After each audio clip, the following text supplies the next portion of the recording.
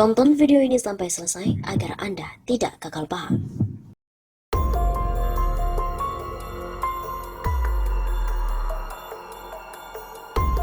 Program PEN Jokowi habiskan dana ratusan triliun.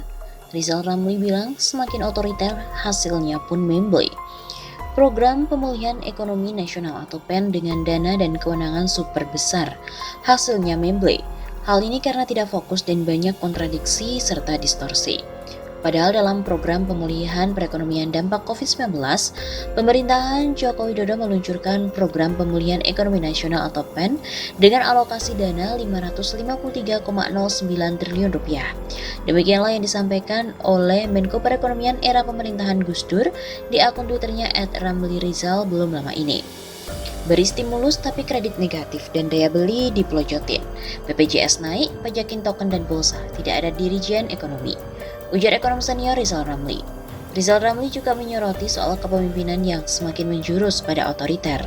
Semakin otoriter tapi prestasi ekonomi memble, yang ada KKN makin menjadi-jadi. Indonesia salah meniru Cina atau semakin panik, ujar Rizal Ramli. Menurut riset terbaru Danareksa Research Institute yang berjudul GDP Outlook Fourth Quarter of 2020.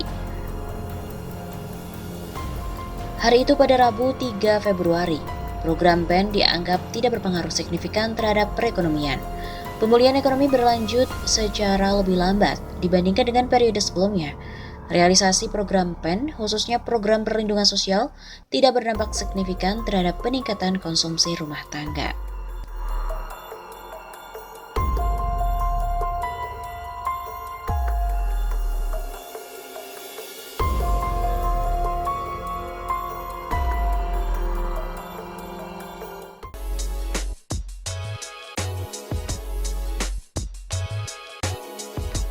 Kekuasaan Jokowi hampir menemui ajal.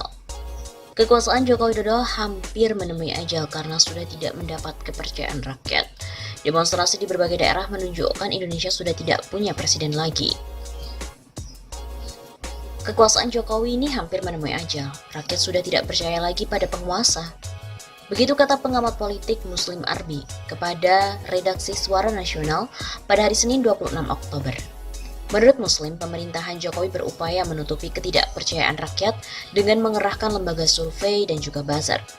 Saat ini, media mainstream sudah berani mengkritik terbuka Jokowi. Survei Kompas menunjukkan rakyat sudah tidak percaya pada pemerintahan Jokowi. Paparnya, kata Muslim lagi, para pendukung Jokowi juga sudah menyatakan kritik terbuka pada penguasa. Walaupun baru sadar atas kelakuan Jokowi yang sudah umbar-umbar janji, tetapi para pendukung Jokowi yang sadar bisa menjadi pemicu ketidakpercayaan secara masif pada para penguasa saat ini. Jelas Muslim. Selain itu, ia juga mengatakan kekuasaan Jokowi harus merespon aspirasi rakyat agar tidak menemui ajal. Hal itu harus segera merespon tuntutan rakyat dalam penerbitan Perpu untuk membatalkan Undang-Undang Omnibus Law Cipta Kerja. Begitu pungkas Arbi. Pihak istana pun tidak marah ataupun membantah menyikapi hasil-hasil survei yang menyebutkan bahwa kepercayaan rakyat pada Presiden Jokowi menurun. Pemerintah pun menerima hal tersebut dengan lapang dada. Indikator Politik Indonesia yang dipimpin oleh Burhanuddin Muhtadi merilis hasil survei. Hasilnya kepuasan masyarakat terhadap kinerja Jokowi menurun menjadi 66,5%. Turun dibandingkan hasil survei pada bulan Februari yang angkanya menyentuh 69,5%. Juru bicara Presiden Fajrul Rahman mengatakan Jokowi menghargai hasil survei indikator politik. Meski turunnya hanya 3%, penurunan ini akan melecut semangat Presiden untuk meningkatkan kinerjanya. Kata Fajrul lagi, Presiden juga akan terus berupaya melakukan reformasi birokrasi. Apalagi sukses tidaknya membangun sistem ini responsif, sangat dipengaruhi partisipasi oleh publik. Makanya istana juga mendorong partisipasi publik untuk melakukan reformasi birokrasi yang konstruktif dan berprinsip pada kepentingan umum. Sekiranya ada 3 alasan kepercayaan masyarakat terhadap Jokowi ini turun.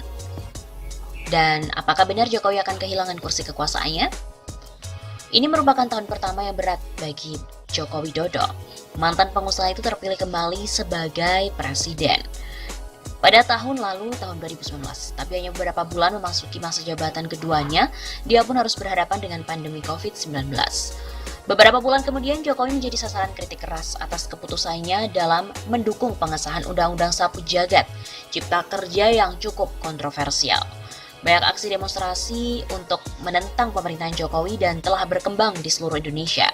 Para pengunjuk rasa berasal dari berbagai kalangan masyarakat termasuk mahasiswa dan juga kelompok kerja. Beberapa survei mengenai kinerja Presiden pada tahun pertama, termasuk yang dikeluarkan oleh media terkemuka Harian Kompas, menunjukkan bahwa kepercayaan publik terhadap Jokowi ini menurun. Survei Kompas menunjukkan persentase orang-orang yang puas dengan kinerja Jokowi turun menjadi kurang dari 40% pada Oktober. Angka tersebut jauh lebih rendah dibandingkan pada masa jabatan pertamanya ketika kepercayaan publik mencapai lebih dari 70%. Maka, ini akan melihat 3 ulasan utama meningkatnya kekecewaan publik terhadap Jokowi. Yang pertama adalah gagal melindungi masyarakat Indonesia dari COVID-19. Setelah mengumumkan kasus COVID-19 pertama pada 2 Maret 2020, Indonesia pun menjadi negara dengan angka kematian tertinggi di Asia Tenggara. Per November tanggal 3, 2020, Indonesia tercatat memiliki angka 415.402 kasus COVID-19 dan tertinggi di Asia Tenggara, serta menjadi peringkat ke-19 di dunia. Hal ini menunjukkan penanganan pandemi yang buruk oleh pemerintah Indonesia. Alasan utamanya adalah pemerintah lebih memprioritaskan ekonomi dibandingkan dengan kesehatan rakyatnya. Alih-alih mengalokasikan sumber daya ke sektor kesehatan ketika virus pertama kali menyerang Indonesia pada Maret, pemerintah malah justru memutuskan untuk mengalokasikan hampir 300 miliar rupiah di sektor pariwisata untuk menangkal dampak negatif dari wabah virus corona. Inisiatif yang bertujuan untuk menarik lebih banyak turis asing akhirnya ditunda karena tekanan dari masyarakat. Sementara negara-negara lain berhati-hati dalam mengambil keputusan untuk menangani COVID, Indonesia justru sebaliknya. Ketika negara-negara seperti Vietnam dan Singapura yang mendapat pujian atas penanganan COVID-19, mereka telah memberlakukan aturan ketat untuk melindungi rakyatnya. Sebaliknya, pemerintah Indonesia justru hanya memikirkan agar aktivitas ekonomi tetap berjalan normal.